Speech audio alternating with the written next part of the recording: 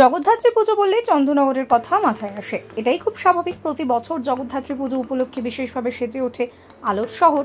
প্রাচীনত্বের সঙ্গে নতুন ছোঁয়া রীতিমতন শহরের রীতিতে চোখে পড়ে। প্রাচীন বলতে অবশ্য পুজোর কথাই বলছি।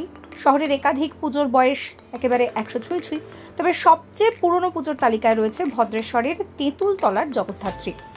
দূর দূরান্ত থেকে ভক্তরা পুজো দিতে আসেন। নিয়ম নিষ্ঠা ভরে পুজো হয়। বিশাল মূর্তি, সেই মূর্তিতে পড়ানো হয় কয়েকশো বেনারসি।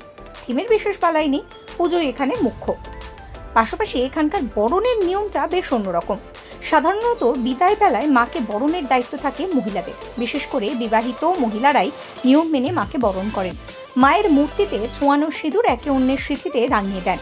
এখানেও সেই নিয়মেই মায়ের বরণ করা হয়। তবে মহিলারা নন, মাকে বরণ করেন পুরুষেরা। শুনতে অবাক লাগলেও এটাই সত্যি। শতাব্দী প্রাচীন পুজোয় এইটাই রীতি। দশমীর দিন ভদ্রেশ্বরের ওই পুজো মণ্ডপে গেলে এই ছবি দেখা যায়। এলাকার পুরুষরা মহিলা সেজে বরণ করছেন। কারো এই প্রথমবার, কারো আবার বছর পাঁচেকের অভিজ্ঞতা।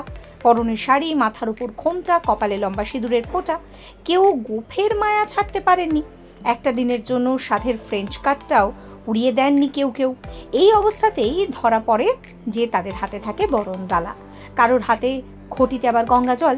নিয়ম মেনে এও স্ত্রীদের মতো প্রতিমা প্রদক্ষিণ করে বরণ সারেন তারা। তবে এর নেপথ্যে একটি কাহিনীও রয়েছে। মহারাজা কৃষ্ণচন্দ্র দেবীর স্বপ্নাদেশ পেয়ে এই পুজো শুরু করেন। তার কোনো এক দেওয়ানের হাত ধরেই এই পুজো চন্দননগরে আসে। নতুন করে শুরু হয় দেবীর বন্দনা। এই মতের আরো অনেক ব্যাখ্যা থাকলেও মোটের উপরে এই বিশ্বাসটাই সকলে মনে করেন। আর সেই হিসেবে ভদ্রেশ্বরের তেঁতুলতলার মাকে প্রাচীনতম বলে সকলেই মনে করেন। সময়ের হিসেব দেখলে এই পুজোর শুরুটা হয়েছিল ব্রিটিশ শাসিত ভারতে। এর থেকেই পুরুষদের বরণ করার ব্যাপারটা বোঝা যেতে পারে। আসলে ব্রিটিশ পরপুরুষের সামনে বাড়ির মহিলাদের যাওয়ার অধিকার ছিল না। তাই বারোয়ারি পুজোর যাবতীয় দায়িত্ব সামলাতেন পুরুষরাই। এমনকি মায়ের বরণেও ছেলেই মেয়ে সেজে বরণ করেন। তেঁতুলতলা পুজোর এই রীতি বেশ জনপ্রিয় হয়েছিল সেকালে, যা এতটুকুও বদল হয়নি আজকের দিনে। মহিলারা থাকলেও মায়ের বরণ করেন সেই পুরুষরাই। আর তা দেখতে প্রচুর মানুষ ভিড় জমান। Follow for more.